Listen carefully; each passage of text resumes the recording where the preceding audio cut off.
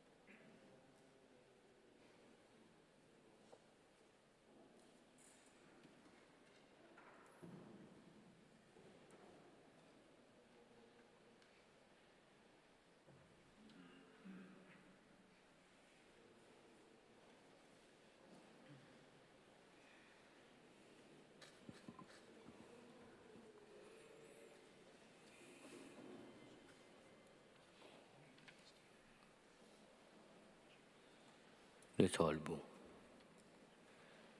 Ftakar fil-ħina tiegħek Mulej u ħares dejjem u qaddes lill-qaddejja tiegħek li għal-jom ibnek Ġesu Kristu Sidna waqqaf bit-tixrid ta' demmu il-misteru tal-għajt u li għajxu jsaltan għal dejjem ta' dejjem.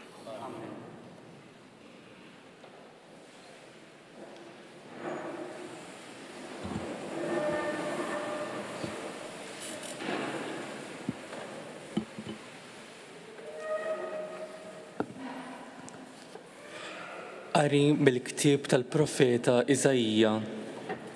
Araw, il-qaddej tiegħi isib ir-risq, jintrefa, jola u jkun il-fuq minn kulħadd. Bħalma ħafna indexu minnu għax wiċċu tħassar, donnu ma kienx bniedem u s-sura tiegħu ma konx tqisa ta' bniedem, hekk qatt jistaġbu ħafna ġnus minħabba fih. Qudiemu islaten jalqu ħalqhom, għax qatt jaraw ġrejja li qatt ma semmiet u jifhmu dak li qatt ma semgħu bih. Min kien jemmen dak li smajna u f'min intwera drieħ il-mulej. Bħal xitla kiber qudiemna u bħal erq minn art nixfa.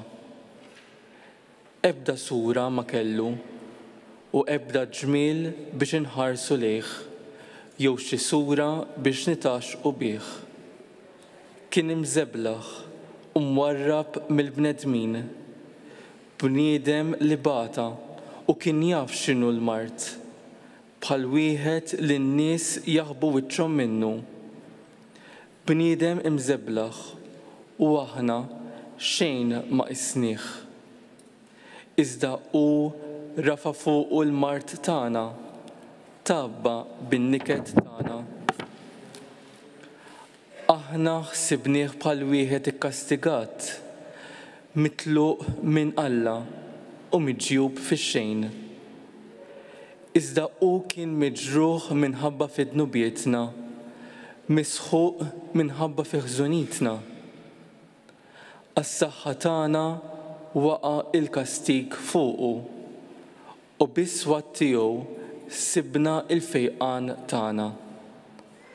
Aħna l-koll bħal naċ mitlufa, kull wieħed minna qabad triq għal rasu. U l-mulej xeħed fuq il-ħażen tagħna l-koll.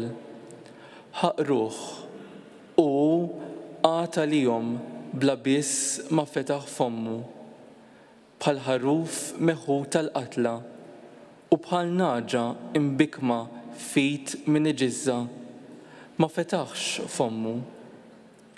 Bil-forza u l-ħaq neħħewh u min qatt jaħseb fuq xortih. Iva, qaċtuh mill-art tal-ħajjin, minħabba fid-dnub il-poplu tiegħi kien midrub. U tawh qabar mal-ħżiena u mal-onja difnuh, għalkemm ma għamel ebda deni u minn fommu ma ħareġ ebda erq. Iżda l-mulej oġbu jaksu bil-mart, tal-li joffri ruħu b'sagrifiċċju ta' riparazzjoni huwa qatt jara nisel u jtawwa l-jiemu u r-rieda tal-mulej isseħħ bih. Wara d-batija tiegħu qatt jara d-dawl jiġba bit-tarif tiegħu. Il-ġust jiġġustifika lil qaddej tiegħu quddiem il-kotra u l-ħażen tagħhom jitabba bih hu. Għalhekk nagħtih il-kotra b'semu u jkollu sem fil-priża mal-qalbenin, għaliex hu offra ruħu għall-mewt u kien magħdud mal-midinbin. Hu li neħħa l-ħtijiet tal-kotra u ndaħal għall-midinbin.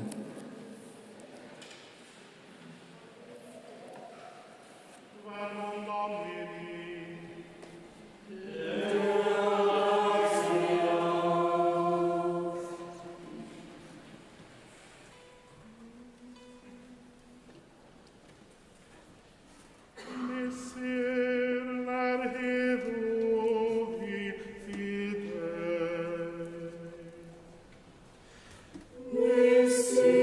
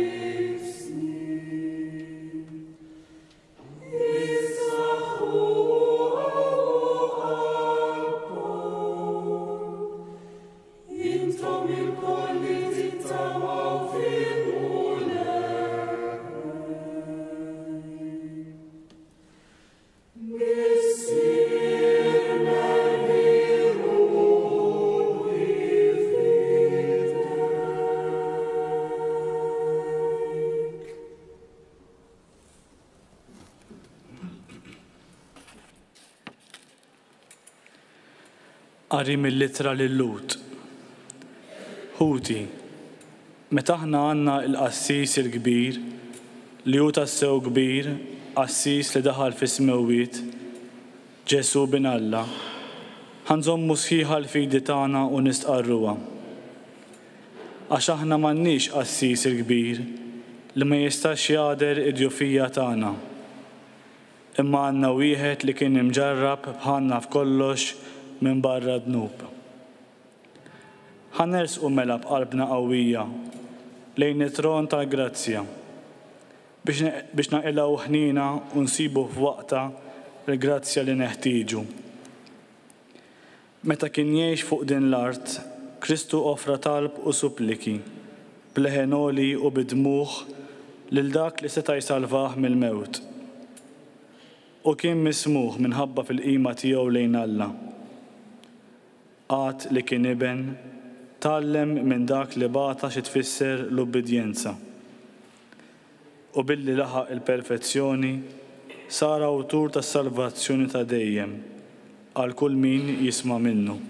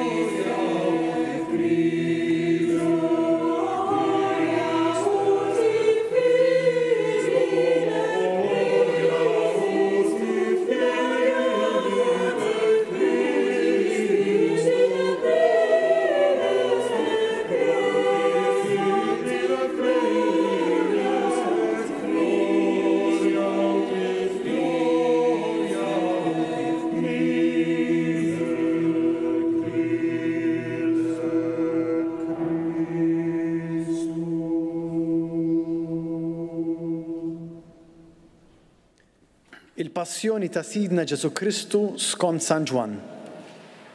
F'dak iż-żmien, Ġesu ħareġ mad-dixxipli tiegħu u qasam għan-naħa l-oħra tal-wied ta' Kedron. Hemmhekk kien hemm ġnien u daħal fih mad-dixxipli tiegħu. Ġuda dak li tradih kien jafu l-post għax Ġesu kien sikkwiet jinġabar hemm mad-dixxipli tiegħu. Ġuda ħaġema soldati u xi jases mingħand il-qasisin il-kbar u l-Fariżej u mar bihom hemmhekk bil-fanali, torċi u armi. Ġesu li kien jaf kull ma kien ġej fuqu mar fuqhom u qalilhom. Lil min qegħdin tfittxu? Huma weġbuh. Lil Ġesu ta' Nażaret. U hu qalilhom. Jiena hu.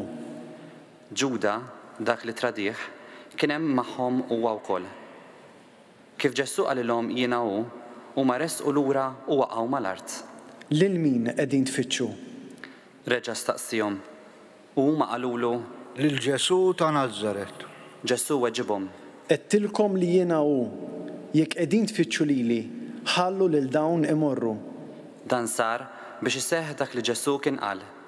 Minn dawk li tajtni anqas wieħed biss ma tlift. Xmum Petru kellu sejf, siltu u darab lil qaddej tal-qassis il-kbir u qatalu barra widintu l-leminija. Dan il-qaddej kien jismu Malku. Imma Ġesu qal lil Pietru: Erġa' daħħal is-sejf fl-ant tiegħu. Forsi l-kalċ li tani missieri m'għandix nixorbu? Imbagħad is-soldati u l-kaptan tagħhom flimkien mal-ases tal-lut qabdu lil Ġesu u rabtuh. L-ewwel ħaduh għand Anna, billi dan kien missier il-mara ta' Kajfa, il-qassis il-kbir f'dik is-sena. Kajfa kien dak li ta' parir lil-lut ikun jaqbel li bniedem wieħed imut tal-poplu. Xmun Pietru u d-dixxiplu ieħor marru wara Ġesu. Dan id-dixxiplu kien mitħla tal-qassis il-kbir u għalhekk daħal fil-bitħa tal-qassis il-kbir flimkien ma' Ġesu. Imma Pietru baqa' barra ħdejn il-bib. Imbagħad id-dixxiplu ieħor li kien mitħla tal-qassis il-kbir ħareġ ikellem lill-purtinara u daħħal lil Pietru ġewwa.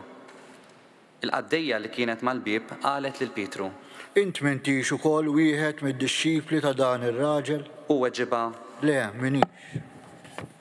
Il-qaddejja u l-ases kienu kebsu n-nar mill-faħam għax kien il-bart u qagħdu hemm asħana. U Pietru wkoll qatt magħhom asħana. Il-qassis il-kbir staqsa lil Ġesu fuq id-dixxipli u t-talim tiegħu. Ġesu wieġbu: Jiena tħaddit fil-beraħ quddiem kulħadd. Għallimt dejjem fis-sinagoga u fit-tempju fejn jinġabru l-lut kollha u bil-moħħ met xejn. Għalfejn qiegħed tistaqsi lili? Staqsi lil dawk li semawni x'għedtilhom u ma jafu x'għedt. Kif qalek, wieħed mill-ases li kien ħdeħ ta' daqqa ta' ħarta lil Ġesu u qallu: Hekk twieġbu lill-qassis il-kbir? Ġesu qallu: Jekk kienet xi ħaġa li mhix sewwa, urini fejn. Imma jekk qed tissewwa, għaliex terfa' idek fuqi? Imbagħad Anna bat lil Ġesu marbut għand Kajfa, il-qassis il-kbir. Xmun Pietru mela kien qiegħed hemm asħana u qalulu: Int m'intix ukoll wieħed mid-dixxipli tiegħu? Imma hu ċaħad u qal: Le, minix. Wieħed mill-qaddejja tal-qassis il-kbir li kien jiġi minn dak ir-raġel li Pietru kien qatalu widintu qal: Mela jien ma rajtekx miegħu fil-ġnien. Pietru ċaħad għal darb'oħra u minnu fih idden is-serduq.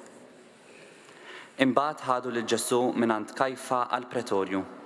Kien filgħodu kmieni. Huma ma daħlux fil-pretorju għax ma ridux jitniġsu biex ikunu jistgħu jagħmlu l-ikla tal-għajt. Pilatu ħareġ barra ħdejhom u qalilhom: X'akkuża għandkom kontra dan ir-raġel?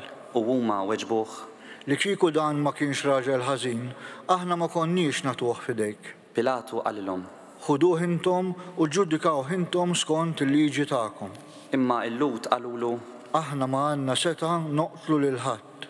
Dan ġara biex iseħħ dak li Ġesu kien qal meta fisser kif kellu jmut. Pilatu reġa' daħal fil-pretorju, sejjaħ lil Ġesu u qallu: Inti s-sultan tal-lut? Ġesu wieġeb: Dan qiegħed tgħidu int minn moħħok? Jew kienu oħrajn qalulek dan fuqi? Pilatu wieġeb: Mela jiena ludi, kien il-poplu tiegħek u l-qassisin il-kbar li tawk f'idejja, x'għamilt? Ġesu wieġeb: Is-saltna tiegħi mhijiex ta' din id-dinja. Li kieku saltnati kienet ta' din id-dinja, l-ases tiegħi kienu jiġġieldu biex ma nagħtax f'idejn il-lut. Imma ta' bil-ħaq, saltnati mhijiex ta' hawn. Pilatu qallu: Mela int sultan. U Ġesu wieġeb: Int qiegħed tgħidu jien sultan. Jien għalhekk twilidt u għalhekk ġejt fid-dinja biex nixhed għall-verità. U kull min iħobb il-verità jisma' leħni. Pilatu qallu: U l-verità x'inhi? Kif qal dan, reġa' ħareġ quddiem il-lut u qalilhom: Jiena ma nsib ebda ħtija fih. Issa intom għandkom id-drawwa li neħilsilkom wieħed fil-għejd. Tridunix neħilsilkom lis-sultan tal-lut. Hawn huma mill-ġdid bdew jgħidu u jgħidu: Mhux lil dan, imma lil Barabba. Dan Barabba kien brigant. Imbagħad Pilatu ordna li jieħdu lil Ġesu u jagħtuh iswad. Is-soldati nisġu kuruna tax-xewk u qegħdu ilu fuq rasu u libsuh mantar aħmar skur. U bdew ġejjin quddiemu u jgħidulu: Islim għalik, ja sultan tal-lut. U bdew jagħtuh bil-ħarta. Għal darb'oħra Pilatu ħareġ barra jgħidilhom: Araw, se nġibulkom qudiemkom hawn barra biex tkunu tafu li jiena ma nsib ebda ħtija fih. U Ġesu ħareġ hemm barra, libes il-kuruna tax-xewk u l-mantar aħmar. U Pilatu qalilhom: Arawh, hawn hu l-bniedem. X'ħin rawh, il-qassisin il-kbar u l-asses bdew jgħidu u jgħidu: Salbu, salbu. Pilatu qalilhom: Ħuduh u salbuh intom, jien ma nsib ebda ħtija fih. Il-lut weġbuh: Aħna għandna liġi u skont din il-liġi għandu jmut għax għamel lilu nnifsu binalla. Meta sema dan, Pilatu aktar beża. Reġa' daħal fil-pretorju u qal lil Ġesu: Int mnejn int? Imma Ġesu ma wieġbu xejn. Għalhekk Pilatu qallu: Li ma tkellimx? Ma tafx li jien għandi s-seta neħilsek u għandi s-seta nsalbek? Ġesu wieġbu: Ma kien ikollok ebda seta fuqi kieku ma ġietx mogħtija lilek minn fuq. Għalhekk min talili fidejk għandu ħtija akbar. Minn dak il-ħin il-qudiem, Pilatu beda jfittex kif jeħilsu. Imma l-lut issuktaw jgħidu u jgħidu: Jekk teħles lil dan, tiksira ma' Ċesari, għax kull min jagħmel lilu nnifsu sultan ikun qiegħed joħodha kontra Ċesari. Meta semagħhom jgħidu dan, Pilatu ġib lil Ġesu barra u qiegħdu fuq sedja għolja, fil-post imsejjaħ Litostrotos, bil-ludi Gabbata. Kien jum it-tħejjija tal-għajt għal-ħabta tas-sitt siegħa. Pilatu qal lil-lut: Arawh, is-sultan tagħkom. Dawk infexxew jgħidu: Għal-mewt, għal-mewt, salbu. Pilatu qalilhom: Jien se nsallab lis-sultan tagħkom. Imma l-qassisin il-kbar weġbuh: Aħna m'għandniex sultan ħlief lil Ċesari. Fl-aħħar tawulhom f'idejhom biex isalbuh. U huma ħadu lil Ġesu. Ġesu refa' s-salib u ħareġ lejn il-post imsejjaħ il-qorrija bil-ludi Golgota. Hemm huma salbuh ma' tnejn oħra, wieħed kull naħa u Ġesu fin-nofs.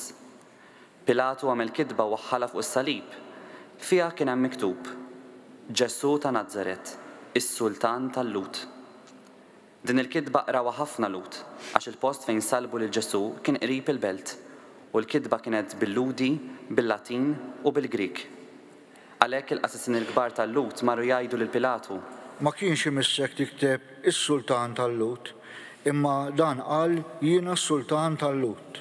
Pilatu wieġeb: Issa li ktibt. Wara li salbu lil Ġesu, is-soldati ħadu l-ilbies tiegħu u qasmuh f'erba', sem lil kull wieħed minnhom. U ħadu wkoll it-tunika. Din kienet libsa blaħjata minsuġa biċċa waħda minn fuq s'isfel. Ftemu bejnietom u qalu: Ma nqattawiex, iżda nitfgħu x-xorti għaliha u lil min tmiss joħodha. Dan ġara biex isseħħ l-iskrittura li tajt: ħwejġi qasmu bejnietom u għall-ilbies tiegħi tefgħu x-xorti. U dan ta' bilħaq għamluh is-soldati. Kien hemm wieqfa ħdejn is-salib ta' Ġesu, ommu, oħt ommu, Marija ta' Kleofa u Marija ta' Magdala. Mela kif Ġesu lemaħ lill-ommu u lid-dixxiplu li kien iħobb wieqaf ħdejha, qal lill-ommu: Mara, hawn hu ibnek. Imbagħad qal lid-dixxiplu: Hawn hi ommok. U minn dak il-ħin id-dixxiplu ħada għandu. Wara dan, Ġesu, billi issa kien jaf li kollox kien mitmum biex isseħħ l-iskrittura qal: Għandi laċċ. Kien hemm biqja mimlija bil-ħall u ma xarbu sponża bil-ħall, waħluha ma' qasba tal-issopu u resqu ilu lejn ħalqu. Kif Ġesu ħall qal: Kollox hu mitmum. Imbagħad mejjel rasu u ratt ruħu.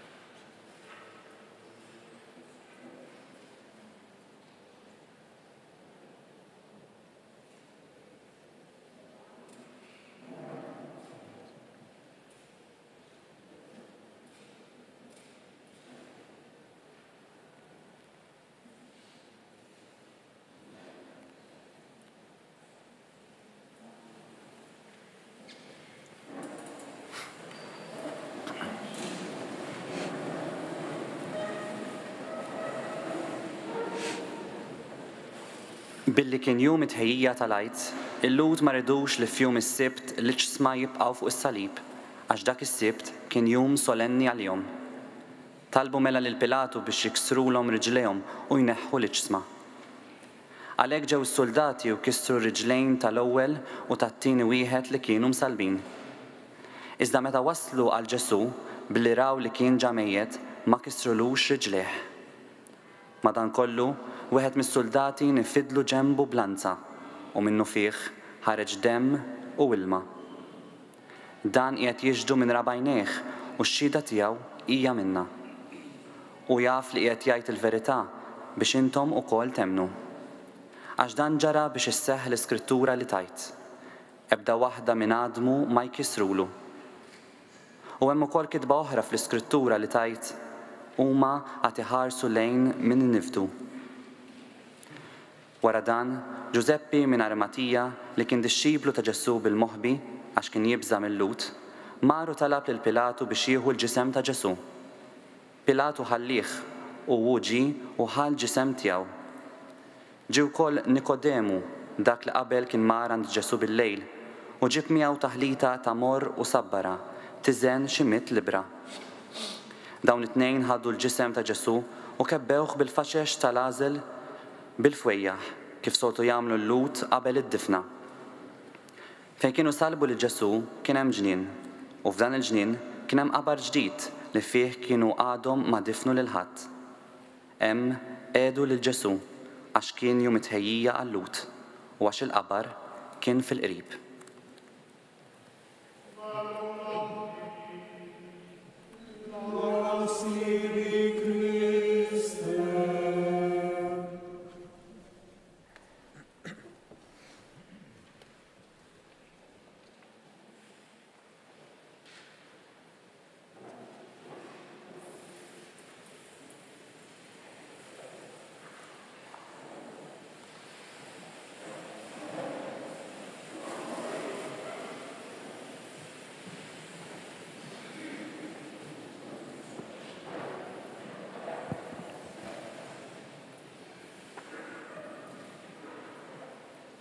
I would like to greet our English-speaking friends. You can follow the liturgy also in the booklets. Aħna nisimgħu r-rakkont tal-passjoni ta' Ġesu. Fil-qalb tagħna jkollna ħafna emozzjonijiet. Jiena nixtieq li llum aħna niftakru fil-passjoni ta' Sidna. Nifhmu li dan il-moment traġiku fl-istorja tal-umanità f'ħafna modi għadu magħna kull meta l-innoċenti ibatu bl-ħtija. Għadu magħna fil-vittmi tal-inġustizzja. Għadu magħna fil-qtil tal-innoċenti, kemm nisa u kemm irġiel. Għadu magħna meta il-kefrija tal-bniedem donna tirbaħ. Imma fil-mulej merfuħ il-fuq li jġbidna leh bl-umiltà bis-sabar tiegħu hemm ukoll faraġġ, saħħa, mediċina u fejqan. Kemm hi qawwija il-profezija ta' Eżajija li l-Knisja tfakkar kull sena dan il-mument solenni. Tawħ qabar mal-ħżiena, mal-onja difnuh. Għalkemm ma għamel ebda deni u minn fommu ma ħareġ ebda erq. Iżda l-mulej oġbu jaksu bil-mart. Tal-li joffri ruħu b'sagrifiċċju ta' riparazzjoni huwa qatt jara nisel u jittawa l-jiemu. U rrieda tal-mulej isseħ bih. Il-profezija ta' Iżajija mhux biss titkellem fuq l-umiljazzjoni tal-qaddej ta' Alla, fuq is-silenzju tiegħu, ir-rassenjazzjoni tiegħu, il-manswetudni tiegħu. Imma wkoll titkellem fuq il-qawwa tas-sofferenza tiegħu bħala sagrifiċċju ta' riparazzjoni. Iva Ġesu fid-tbatija tiegħu ipatti għad-nubiet tiegħi u tiegħek. Imma hemm ukoll il-profezija tar-rebħa tal-li joffri ruħu b'sagrifiċċju ta' riparazzjoni u għad jara nisel u jtawwa l-jiemu. Minu dan in-nisel jekk mhux aħna? Kif jittawwal il-jum tal-mulej jekk mhux permezz tal-ħidma tagħna? Aħna bħala komunità li nemnu narfu li kultant notru fil-mixja tagħna warajh. Ma nadottawx bil-fors l-istil tiegħu. Imma llum nitolbuh il-grazzja biex aħna bħalu inkunu preżenza ta' dawl, preżenza li tagħti tama. Li aħna nkunu n-nisel ta' dawk li jħobbuh, ta' nisel ta' dawk li qoddimu imberkuh, nadorawk o Ġesu umberkuk. Hekk ngħidu, għax salibek u l-mewt tiegħek inti fdejtna. Il-ġust jiġġustifika lil qaddej tiegħu quddiem il-kotra, kol ħażen tagħhom jitabba biħu. Ejjew nitolbu biex aħna li aħna mifdijin bid-demm għażiż ta' Ġesu narfu kemm hu prezzjuż dan id-demm u ngħixu ħajja ta' min jixtieq ikun parti minn nisel ta' Ġesu li jtawwal il-jiem ta' dan il-qaddej ta' Alla, siket, obbedjenti, sofferenti, imma rebbieħ. Nadurawk o Ġesu mberkuk, għax salibek u l-mewt tiegħek inti fdejtna.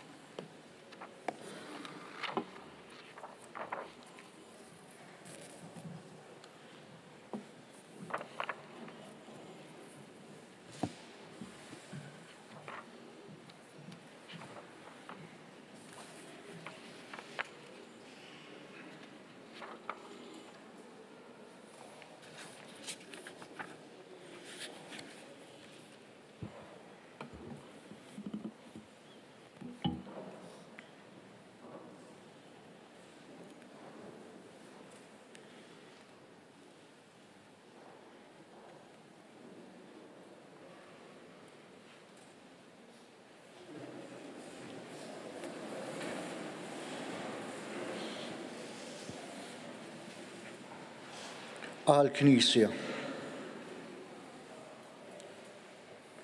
Nitolbu ħuti eżiż għal-Knisja qaddisa ta' Alla biex il-mulej Alla tagħna jagħtiha slim u jaqqadha u jħarisha fid-dinja kollha. U lilna jagħtina ħajja ta' kwiet u paċi biex nagħtu glorja lil Alla l-Missier li jista' kollox. Inżlu għal-kubtejkom.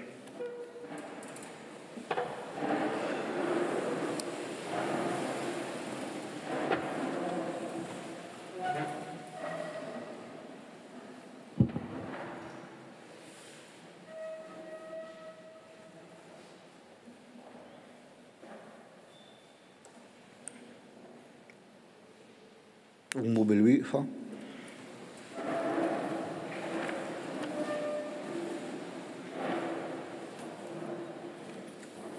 U Alla ta' dejjem li tista' kollox int permezz ta' Ġesu Kristu u rejt il-glorja tiegħek lill-ġnus kollha.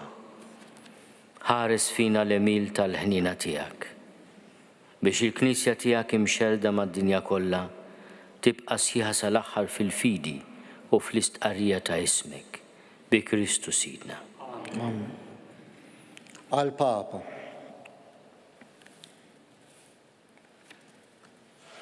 Nitolbu wkoll għall-Papa Franġisku biex il-mulej Alla tagħna li jażlu bħala isqof iħarsu jżommu qawwi u sħiħ għall-Knisja mqazza tiegħu ħalli jmexxi l-poplu qaddis ta' Alla. Inżlu għall-kubtejku.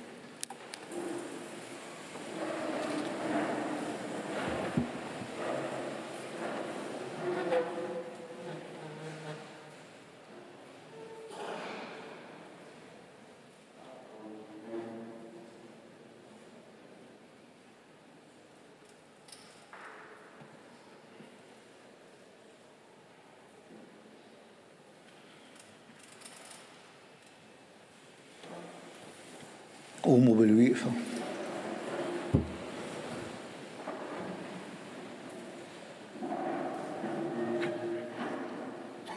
U Alla ta' dejjem li tista' kollox, il-ħaq tiegħek huwa s-sis tal-ħolqien kollu. Fil-ħina tiegħek isma' t-talb tagħna. Ħares bitjiba lill-Papa magħżul għalina u bis-seta' tiegħek mexxi lill-poplu Nisrani biex jitqawwa aktar fil-fidi tiegħu taħt dan il-qassis il-kbir tagħna bi Kristu Sidna. Amen. Għall-fidili kollha ta' kull ordni.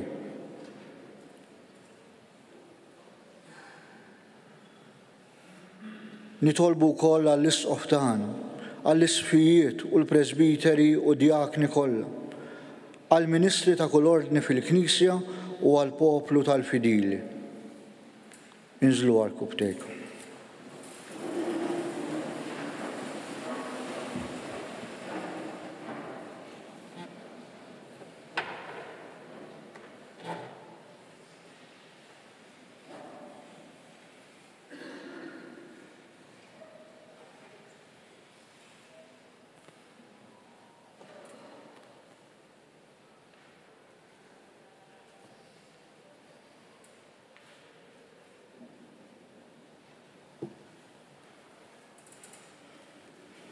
Qumu bil-wieqfa.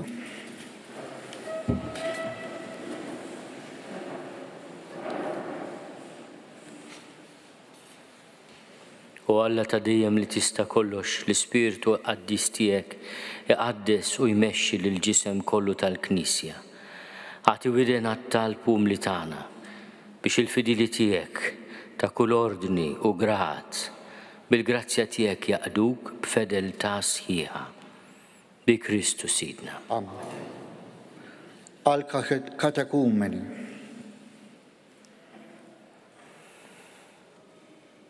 Nitolbu wkoll għall-katekumeni tagħna biex il-mulej Alla jħenna lihom u jiftħilhom qalbhom, jagħtihom il-maħfra ta' dnubietom bil-magħmudija u jagħmilhom membri ta' Sidna Ġesu Kristu.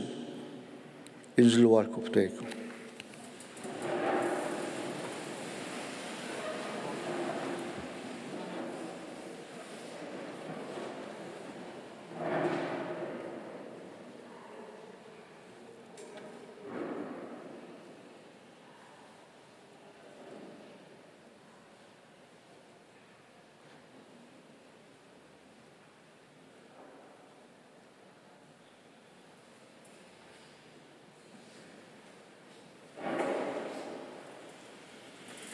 Qumu bil-wieqfa.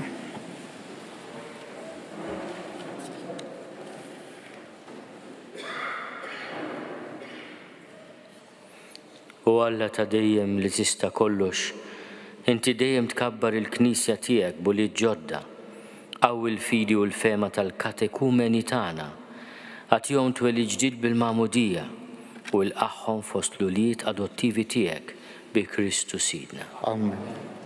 Għall-għaqda tal-insara.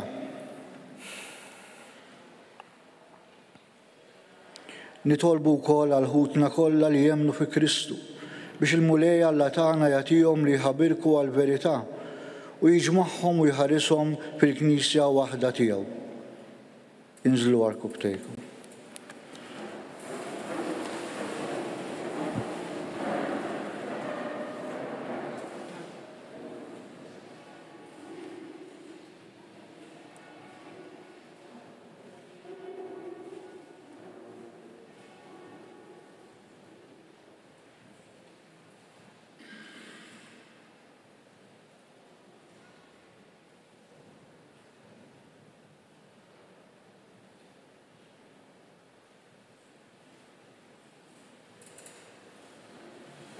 Qumu bil-wieqfa.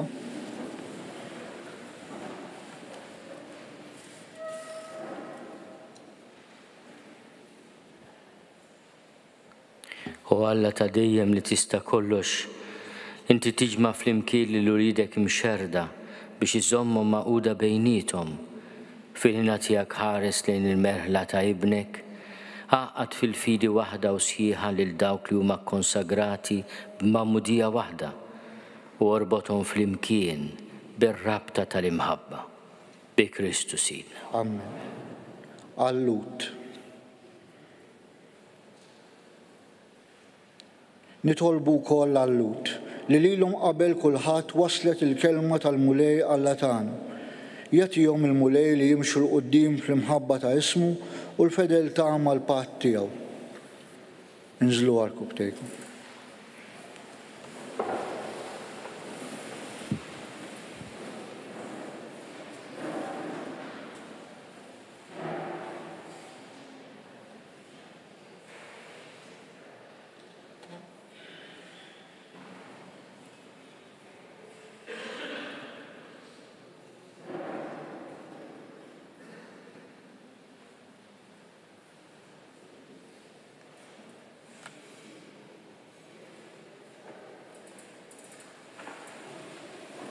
Qumu bil-wieqfa.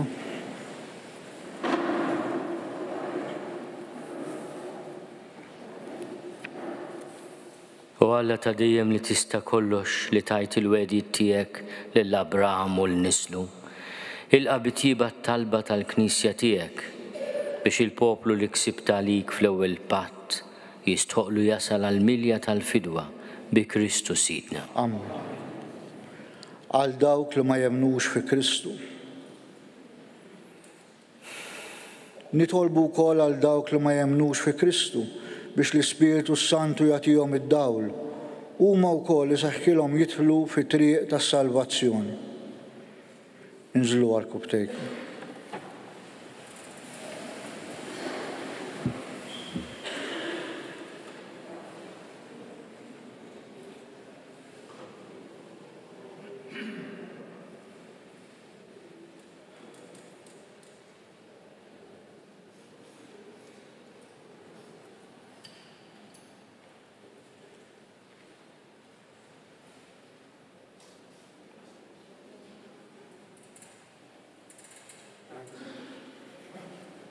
Qumu bil-wieqfa.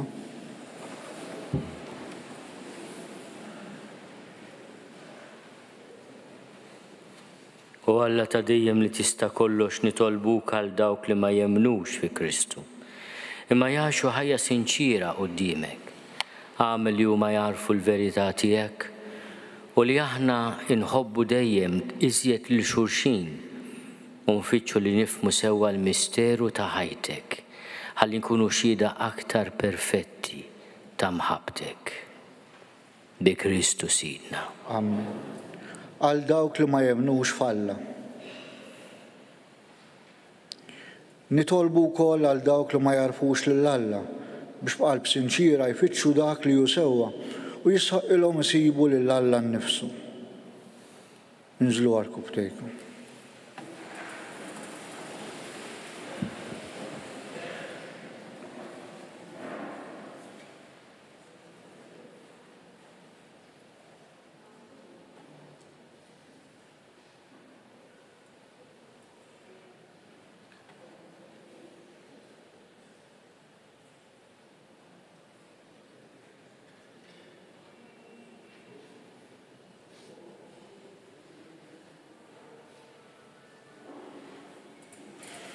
قوموا بالوقفة.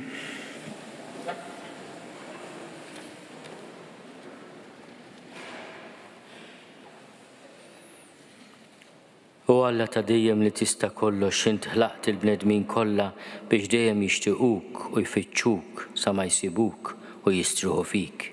Minkejja tfixkilu naqqajissijiet ta' kull xorta, jifhmu s-sinjali tal-ħnina tiegħek u x-xhieda tal-emejjel tajba ta' min jemmen fik biex iġarbu l-ferħ li jistqarruk bħala wieħed u veru u missier tagħna l-koll bi Kristu Sidna. Amen. Għal-mexxejja tal-pajjiż.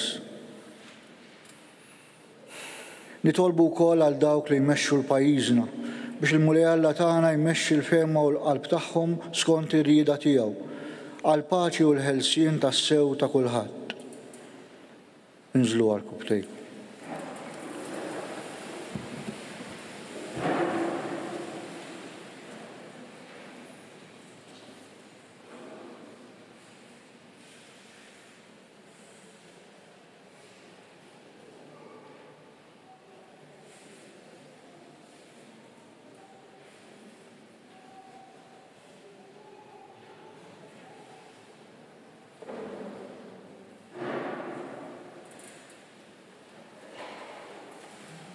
قوموا بالوقفة.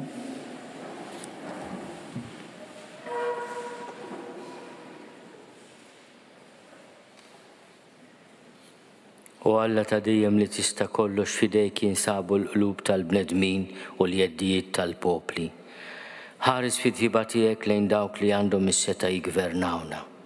U bil-grazzja tiegħek għamel li l-popli kollha tad-dinja ikollhom risq tajjeb, paċi sħiħa u libertà reliġjuża bi Kristu Sidna. Amen. Għall-imġarbin.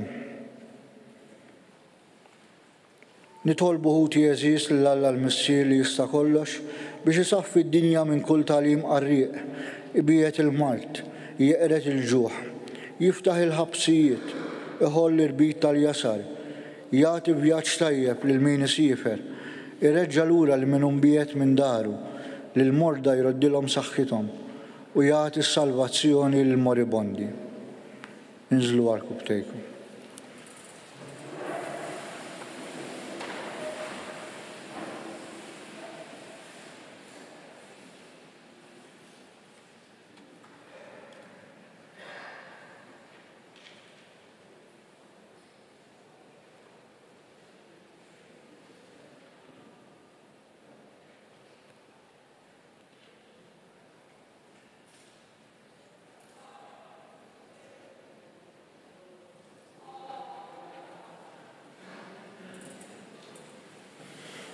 قوموا بالوقفة.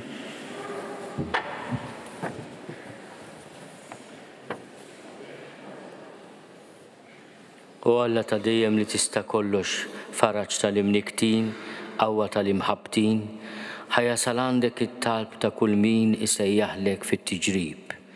U għamel il-bnedmin kollha jifirħu li fil-ħtiġijiet tagħhom qatt ma tonqoshom il-ħniena tiegħek bi Kristu Sidna. Amen.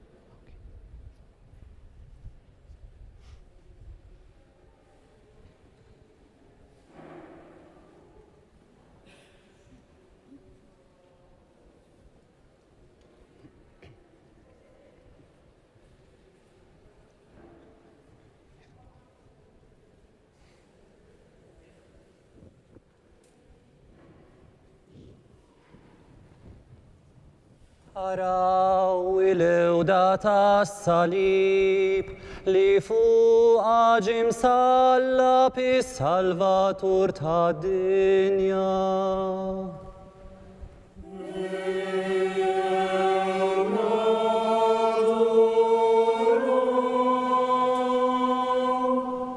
Iżlu għarkub tejkom.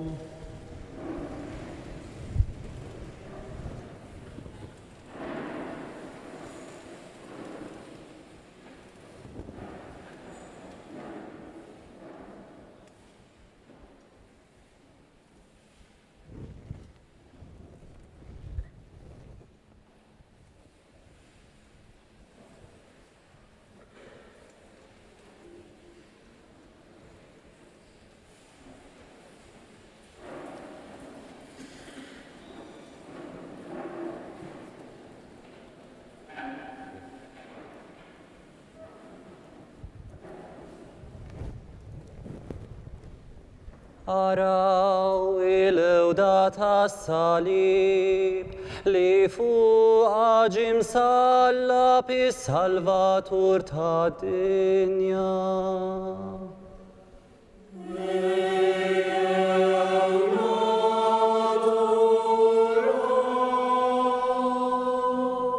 Iżlu għarkub tejkom.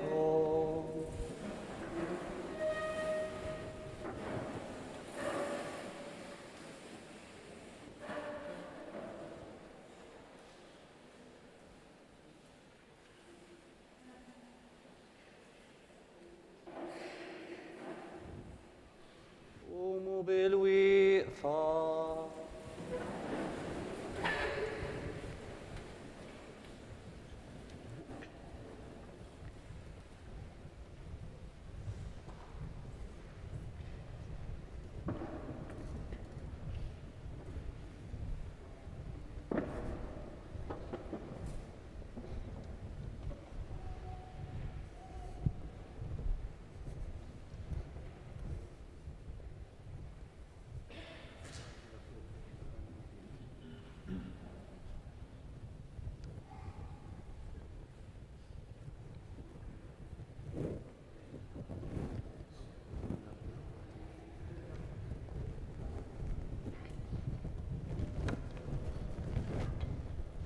Araw il-ewda tas-salib li fuqa ġim sallab is-Salvatur tad-dinja.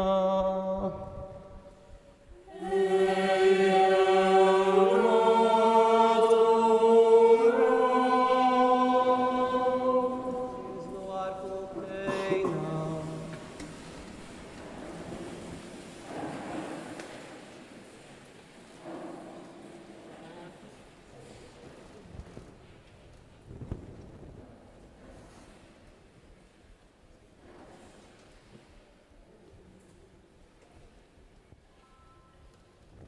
Inqumu bil-wieqfa.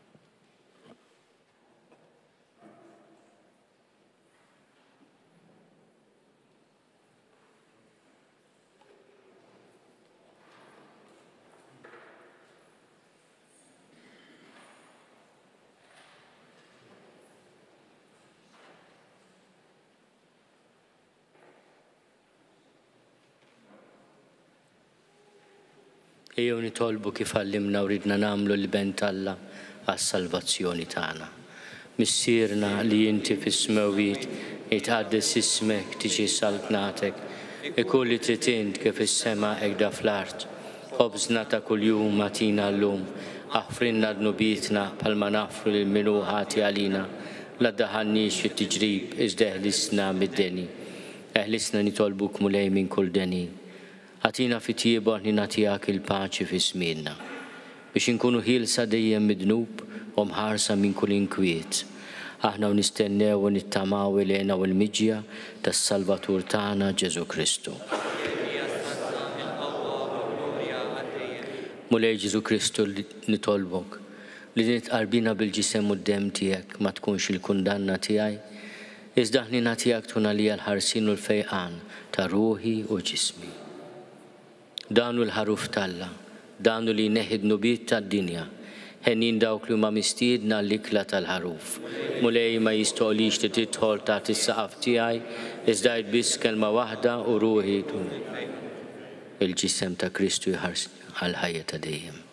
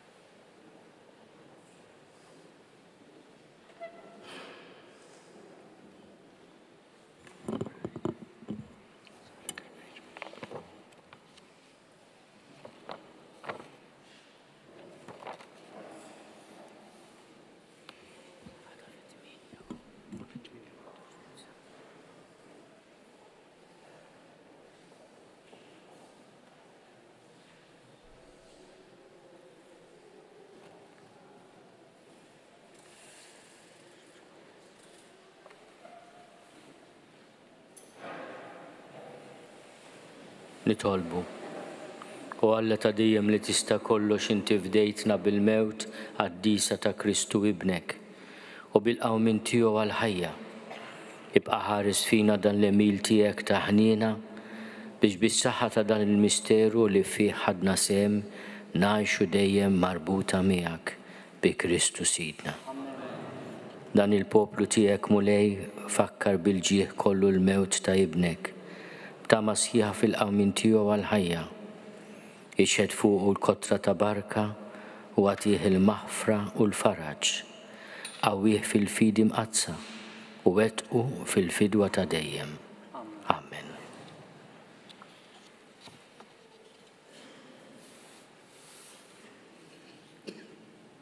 The Easter Vigil tomorrow starts at 8 p.m. Il-vġili tal-lejl għada jibda fit-8 ta' filgħaxija.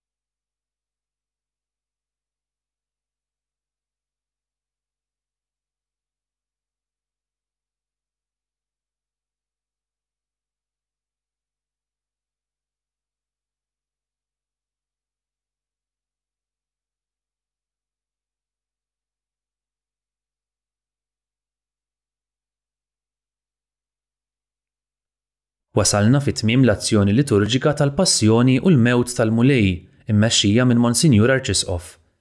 Inħeġġukom sabiex matul dawn il-jiem tattendu u tipparteċipaw fiċ-ċelebrazzjonijiet ta' Tridu tal-Għid fil-parroċċi. Tista' tiċċekkja x'hemm fil-parroċċa tiegħek billi żżur is-sit ħinijiet.knisja.mt. Insellmilkom.